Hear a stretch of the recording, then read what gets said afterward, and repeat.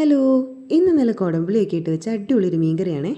ആദ്യമേ കുറച്ച് ഇഞ്ചിയും വെളുത്തുള്ളി കറിവേപ്പിലയൊക്കെ വൃത്തിയാക്കി വെച്ച് ഇനി ഒരു പാത്രം അടുപ്പിൽ വെച്ച് അതിനകത്തോട്ട് കുറച്ച് വെളിച്ചെണ്ണയൊക്കെ ഒഴിച്ച് അതൊന്ന് ചൂടായി വരുന്നവരെ നമുക്കത് വെയിറ്റ് ചെയ്യാമേ.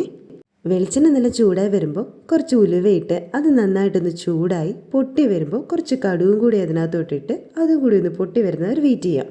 കടുകെല്ലാം നല്ലോണം പൊട്ടിക്കഴിയുമ്പോൾ നമ്മൾ വൃത്തിയാക്കി വെച്ചിരിക്കുന്ന വെളുത്തുള്ളി ഇട്ട് കൊടുത്ത് നന്നായിട്ട് ഇളക്കി കൊടുക്കണം. വെളുത്തുള്ളി ഒന്ന് ചെറുതായിട്ട് വാടി വരുമ്പോൾ ചെറിയ ചെറിയ പീസസ് ആയിട്ട് കട്ട് ചെയ്ത് വെച്ചിരിക്കുന്ന ഇഞ്ചിയും കൂടി അതിനകത്തോട്ട് ഇട്ട് കൊടുക്കാമേ. ഇനി ഇത് കരിഞ്ഞു പോവാതെ നല്ലോണം ഇളക്കി കൊടുക്കണം. ഇഞ്ചി വെളുത്തുള്ളിയും കരിഞ്ഞു പോയാൽ കറിയുടെ ടേസ്റ്റ് ആകെ മാറും കേട്ടോ, ഒരു കയ്പ് തോന്നും. ഏകദേശം ഇതുപോലൊരു ലൈറ്റ് ഗോൾഡൻ കളർ ആകുമ്പോൾ നമുക്ക് കുറച്ച് കറിവേപ്പിലയും കൂടി ഇട്ട് കൊടുക്കാമേ. ഇനി നല്ലോണം ഒന്നുകൂടെ കരിഞ്ഞു പോവാതെ ഇളക്കി കൊടുക്കാം നമുക്ക്.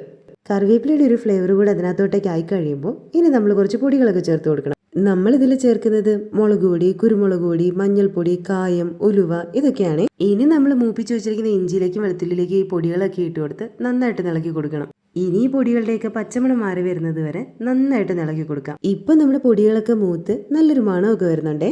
ഇനി അതിലോട്ട് ആവശ്യത്തിനുള്ള വെള്ളം കൂടെ ചേർത്ത് നന്നായിട്ടൊന്ന് മിക്സ് ചെയ്തെടുക്കാം. ഇത് നല്ലോണം മിക്സ് ചെയ്ത് കഴിഞ്ഞാൽ നമ്മളിനി നമ്മുടെ മെയിൻ ഇൻഗ്രീഡിയന്റ് ആഡ് ചെയ്യാൻ പോവാണേ. നല്ലോണം കഴുകി വൃത്തിയാക്കി വെച്ചിരിക്കുന്ന നമ്മുടെ കുടംപുളിയാണ്.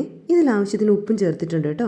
നമ്മുടെ കറി ഏകദേശം തിളയ്ക്കാൻ തുടങ്ങുമ്പോൾ നമ്മൾ ഈ ഉപ്പും പുളിയും കൂടെ അതിലോട്ട് ഇട്ട് കൊടുക്കുകയാണേ. ഇനി ഇത് നല്ലോണം മിക്സ് ചെയ്ത് നമ്മുടെ കറിയിലോട്ട് ഉപ്പും പുളിയൊക്കെ പിടിക്കട്ടെ.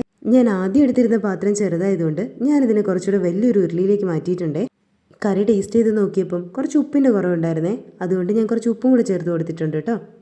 കറി ഏകദേശം തിളച്ച് വരാൻ തുടങ്ങുമ്പോൾ നമ്മൾ നല്ല കഴുകി വൃത്തിയാക്കി ചെറിയ ചെറിയ പീസസ് ആയിട്ട് കട്ട് ചെയ്ത് വെച്ചിരിക്കുന്നത് നമ്മുടെ മീൻ ഇതിനകത്തോട്ട് ഇട്ട് കൊടുക്കുവാണേ. ഇനി അതവിടെ നിന്ന് നന്നായിട്ട് തിളച്ച് ഉപ്പും പുളിയൊക്കെ മീനിലേക്ക് നല്ലോണം പിടിച്ചു വരട്ടെ കേട്ടോ. അങ്ങനെ കറിയൊക്കെ തിളച്ച് മീനൊക്കെ വെന്ത് നമ്മൾ അടിപൊളി കുടംപുളി ഇട്ട മീൻ കറി റെഡി ആയിട്ടുണ്ടേ. എല്ലാവരും ട്രൈ ചെയ്യണേ. വീഡിയോ ഇഷ്ടമാവുകയാണെങ്കിൽ ചാനൽ സബ്സ്ക്രൈബ് ചെയ്ത് സപ്പോർട്ട് ചെയ്യണേ.